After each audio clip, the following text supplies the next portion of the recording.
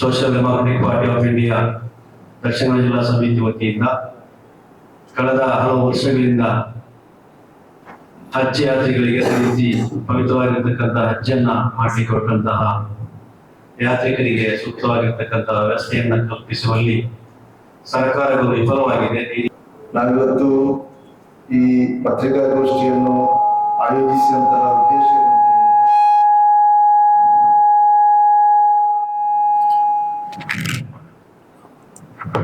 ಉದ್ದೇಶ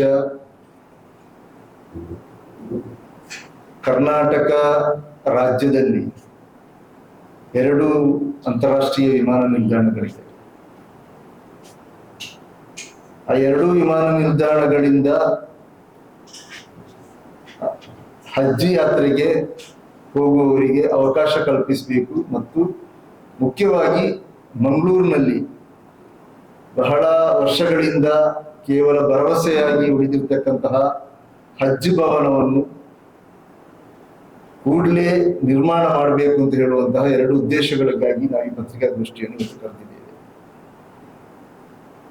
ಮುಸ್ಲಿಂ ಸಮುದಾಯದ ಜನರ ಒಂದು ದೊಡ್ಡ ಆಗ್ರಹ ಏನು ಅಂತ ಹೇಳಿದ್ರೆ, ಅವರಿಗೆ ಆಸೆ ಏನು ಅಂತ ಹೇಳಿದ್ರೆ ಹಜ್ ಕರ್ಮ ನಿರ್ವಹಿಸಬೇಕು ಅಂತ ಹೇಳುವಂಥದ್ದು. ಸುಮಾರು 10, 15, 16 ಲಕ್ಷ ಜನ ಒಂದು ವರ್ಷದಲ್ಲಿ ಬಕ್ರೀದ್ ಸಂದರ್ಭದಲ್ಲಿ ಹಜ್ ಕರ್ಮವನ್ನು ನಿರ್ವಹಿಸಲಿಕ್ಕಾಗಿ ಮಕ್ಕಾಕ್ಕೆ ಹೋಗ್ತಾರೆ. ಅದರಲ್ಲಿ ಸುಮಾರು 1,70,000 ಮಂದಿ ಭಾರತದಿಂದ ಹೋಗ್ತಾರೆ. ಅದರಲ್ಲಿ ಸುಮಾರು 70% ಹಜ್ ಕಮಿಟಿಯ ಸರ್ಕಾರದ ಅಧೀನದಲ್ಲಿರುವಂತಹ ಹಜ್ ಕಮಿಟಿಯ ಪ್ರತಿನಿಧಿಗಳಾಗಿ ಅದರ ವ್ಯಾಪ್ತಿಯಲ್ಲಿ ಹೋಗುವಂಥದ್ದು, ಉಳಿದುದು ಖಾಸಗಿಯಾಗಿ ಹೋಗುವಂಥದ್ದು. ಕರ್ನಾಟಕದಿಂದಲೂ ಕೂಡ ಸುಮಾರು 7,500 ಮಂದಿ ಈ ವರ್ಷ ಹಜ್ ಕಮಿಟಿಯ ಮೂಲಕ ಹೋಗ್ಲಿಕ್ಕೆ ಅರ್ಜಿಗಳನ್ನು ಸಲ್ಲಿಸಿದ್ದಾರೆ. ಅವರಿಗೆ ಹೋಗುವಂತಹ ಅನುಮತಿ ಕೂಡ ಸಿಕ್ಕಿದೆ.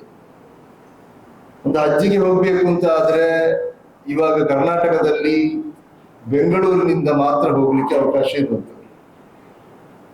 ಒಂದನೇ ಕಾರಣ, ಹಜ್ ಭವನ ಇಲ್ಲ. ಮಂಗಳೂರಿನಲ್ಲಿ ಹಜ್ ಭವನ ಇಲ್ಲ. ನಾವು ಯಾಕೆ ಈ ಹಜ್ ಭವನ ಬೇಕು ಅಂತ ಹೇಳುವಂತ ಬೇಡಿಕೆ ಇಡುವುದು ಅಂತ ಹೇಳಿದ್ರೆ, ಇದು ಸುಮಾರು ಒಂದು 15-20 ವರ್ಷಗಳಿಂದ ಈ ದಕ್ಷಿಣ ಕನ್ನಡ ಜಿಲ್ಲೆಯ ಮುಸ್ಲಿಂ ಸಮುದಾಯದ ಒಂದು ಕೂಗು ಮತ್ತು ಬೇಡಿಕೆಯಾಗಿದೆ.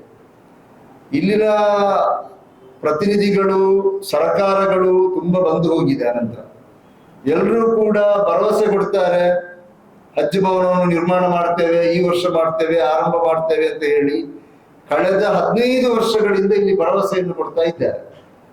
ಸರ್ಕಾರ ಆ ಬೇಡಿಕೆಯನ್ನು ಮನ್ನಿಸಿ ಬಜೆಟ್ನಲ್ಲಿ 10 ಕೋಟಿ ರೂಪಾಯಿ ಅನುದಾನವನ್ನು ಕೂಡ ಇಟ್ಟಿದೆ. ಅದು ನಂತರವೂ ಕೂಡ ಅನುದಾನವನ್ನು ಹೆಚ್ಚಳ ಮಾಡಿದ್ದಾರೆ ಅಂತ ಹೇಳುವಂಥದ್ದು ಕೂಡ ಒಂದು ಮಾಹಿತಿ ಇದೆ.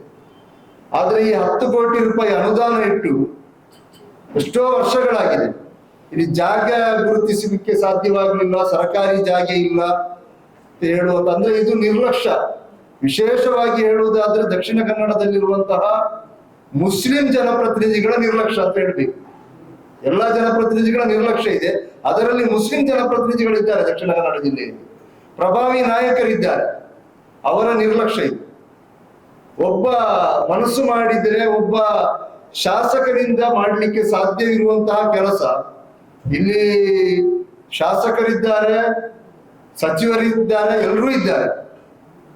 ಸುಮಾರು ದೊಡ್ಡ ಸಂಖ್ಯೆಯಲ್ಲಿ ಮುಸ್ಲಿಂ ಕಮ್ಯುನಿಟಿ ಇರುವಂತಹ ಒಂದು ಜಿಲ್ಲೆಯೂ ಕೂಡ ಆಗಿದೆ. ಆದ್ರೆ ಈ ಜಿಲ್ಲೆಯಲ್ಲಿ ಒಂದು ಹಜ್ ಭವನವನ್ನು ನಿರ್ಮಾಣ ಮಾಡಲಿಕ್ಕೆ ಯಾಕೆ ಇಷ್ಟೊಂದು ಇಚ್ಛಾಶಕ್ತಿಯ ಕೊರತೆ ಆಗ್ತಾ ಇದೆ?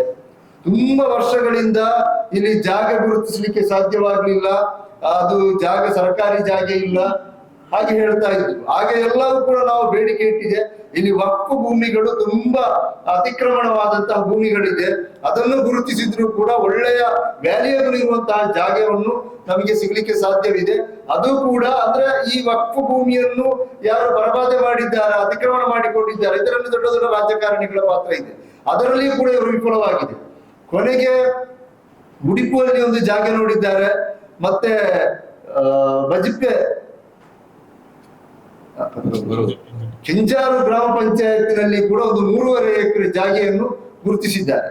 ಇಲ್ಲಿ ಇದನ್ನು ಹಜ್ ಕಮಿಟಿಗೆ ಕೊಟ್ಟು ಇದನ್ನು ಹಜ್ ಭವನ ಮಾಡಬೇಕು ಅಂತ ಹೇಳುವಂತದ್ದು ಗುರುತಿಸಿದ್ದಾರೆ. ಅಂದ್ರೆ ಇದು ಎಷ್ಟೋ ವರ್ಷಗಳ ಪ್ರಕ್ರಿಯೆ ನಂತರ ಆದ್ರೂ ಕೂಡ ಅದು ನಿಧಾನಗತಿಯಲ್ಲಿ ಹೋಗ್ತಾ ಇತ್ತು, ಅದರ ಪ್ರಕ್ರಿಯೆ ಆಗಲಿಲ್ಲ. ಮತ್ತೆ ಕಳೆದ 1.5 ವರ್ಷಗಳ ಹಿಂದೆ ಆಗಿರ್ತದೆ, ಇಲ್ಲಿನ ಉದ್ಯಮಿಯಾದಂತ ಇನಾಯತ್ ಅಲಿ ಅವರು ಅವರ ಸ್ವಂತ ಆಸ್ತಿಯನ್ನು ವಕ್ಫಿಗೆ ಹದಿಯ ಮಾಡಿದ್ದು, ದಾನ ಮಾಡಿಕೊಟ್ಟು ಇಲ್ಲಿ ವಕ್ಫ್ ಭವನವನ್ನು ನಿರ್ಮಾಣ ಮಾಡಿ ಅಂತ ಹೇಳಿ ಅದನ್ನು ಸರ್ಕಾರದ ಹಜ್ ಕಮಿಟಿಗೆ ಅದನ್ನು ರಿಜಿಸ್ಟ್ರೇಷನ್ ಕೂಡ ಮಾಡಿಕೊಟ್ಟಿದ್ದಾರೆ. ಇಷ್ಟೆಲ್ಲ ಆಗಿರುವಾಗ ಇನ್ನೂ ದುಡ್ಡು ಕೂಡ ಬಂದಿರುವಾಗ ದುಡ್ಡು 10 ಕೋಟಿ ರೂಪಾಯಿ ಇದಕ್ಕೆ ಬೇಕಾಗಿ ಮೀಸಲಿಟ್ಟಂತ ದುಡ್ಡಿದೆ. ಇಷ್ಟು ದುಡ್ಡುಗಳು ಇರುವಾಗ ಇದಕ್ಕೆ ಬೇಕಾದ ಜಾಗವೂ ಕೂಡ ಹಜ್ ಕಮಿಟಿಯ ಮೇಲೆ ರಿಜಿಸ್ಟ್ರೇಷನ್ ಆಗಿರುವಾಗ ಈಗ 1.5 ವರ್ಷ ಆಯ್ತದಾಗಿ ಅಂತಿಮ ಹಂತಕ್ಕೆ ಆಗಿ, ಆದ್ರೆ ಇನ್ನೂ ಕೂಡ ಹಜ್ ಭವನ ಟೆಂಡರ್ ಪ್ರಕ್ರಿಯೆ ಆಗಲಿ ಅದನ್ನು ನಿರ್ಮಾಣ ಮಾಡಬೇಕು ಅಂತ ಹೇಳುವಂತಹ ಒಂದು ಇಚ್ಛೆ ಆಗಲಿ ನಮ್ಮ ಸರ್ಕಾರಗಳಿಗೆ, ಇಲ್ಲಿನ ಜನಪ್ರತಿನಿಧಿಗಳಿಗೆ, ಇಲ್ಲಿನ ಜಿಲ್ಲಾಡಳಿತಕ್ಕೆ ಇದ್ದಂತೆ ಕಾಣ್ತಾ ಇಲ್ಲ.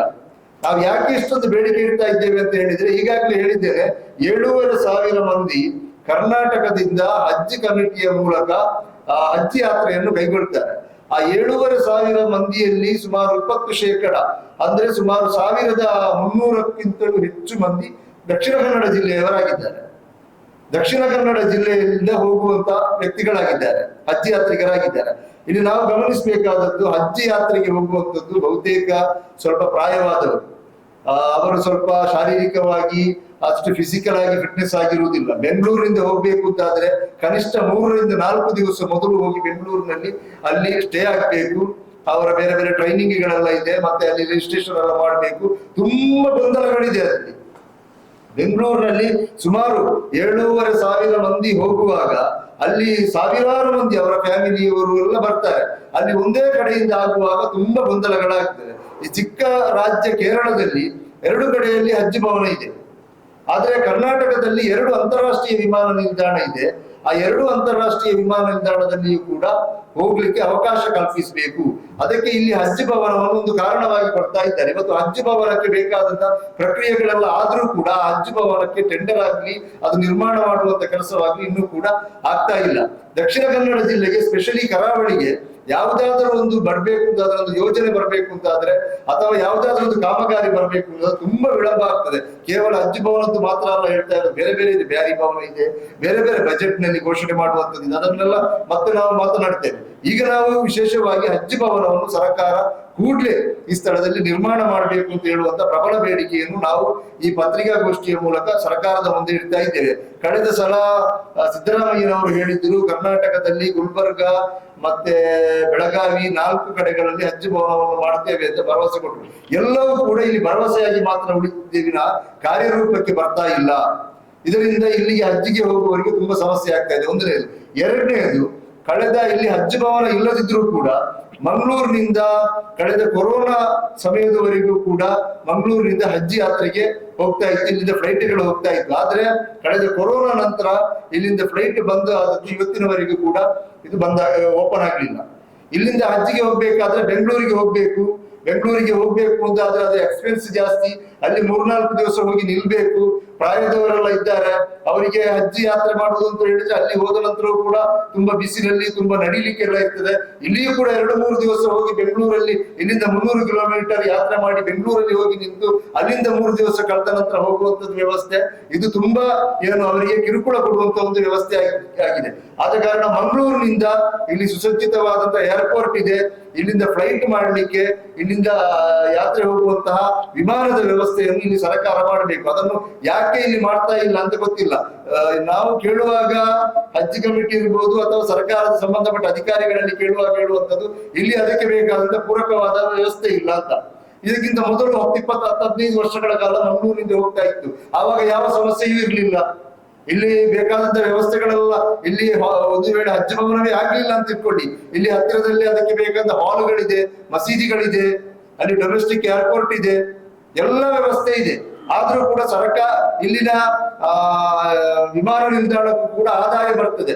ಇಲ್ಲಿ 1,300 ಮಂದಿ ದಕ್ಷಿಣ ಕನ್ನಡ ಜಿಲ್ಲೆಯಿಂದ ಹೋಗುವವರಾದ್ರೆ ಅದಕ್ಕೆ ನೇಬರ್ ಡಿಸ್ಟಿಕ್ ಇಲ್ಲಿ ಹತ್ತಿರವಿರುವಂತಹ ಉಡುಪಿ, ಉತ್ತರ ಕನ್ನಡ, ಮಡಿಕೇರಿ, ಶಿವಮೊಗ್ಗ, ನೆರೆಯ ಕಾಸರಗೋಡು, ಇಲ್ಲಿಂದ ಎಲ್ಲ ನಮ್ಮ ಈ ಒಂದು ಏರ್ಪೋರ್ಟ್ ನಿಂದ ಹೋಗ್ಲಿಕ್ಕೆ ತುಂಬಾ ಅನುಕೂಲವಾಗ್ತದೆ. ಸುಮಾರು ಒಂದು 3-4 ಸಾವಿರ ಮಂದಿಗೆ ಇದರಿಂದ ತುಂಬಾ ಅನುಕೂಲವಾಗ್ತದೆ. ಆದ ಕಾರಣ ಸರ್ಕಾರ, ಕೇಂದ್ರ ಸರ್ಕಾರ ಮತ್ತು ರಾಜ್ಯ ಸರ್ಕಾರ ಇದನ್ನು ವಿಶೇಷವಾಗಿ ಪರಿಗಣಿಸಿಕೊಂಡು ಈ ಒಂದು ಎರಡೂ ಬೇಡಿಕೆಗಳನ್ನು ಶೀಘ್ರವಾಗಿ ಜಾರಿಗೆ ತರಬೇಕು, ಈಡೇರಿಸಬೇಕು. ಹಜ್ ಭವನ, ಸುಸಜ್ಜಿತವಾದಂತಹ ಒಂದು ಹಜ್ ಭವನವನ್ನು ಮಂಗಳೂರಲ್ಲಿ ನಿರ್ಮಾಣ ಮಾಡಬೇಕು. ಅದೇ ರೀತಿ ಇಲ್ಲಿಂದ ವಿಮಾನ ನಿಲ್ದಾಣವನ್ನು ಕಲ್ಪಿಸಬೇಕು ಅಂತ ಈ ಮೂಲಕ ಸರ್ಕಾರಕ್ಕೆ ಬೇಡಿಕೆ ಇಡ್ತಾ ಇದ್ದೇವೆ.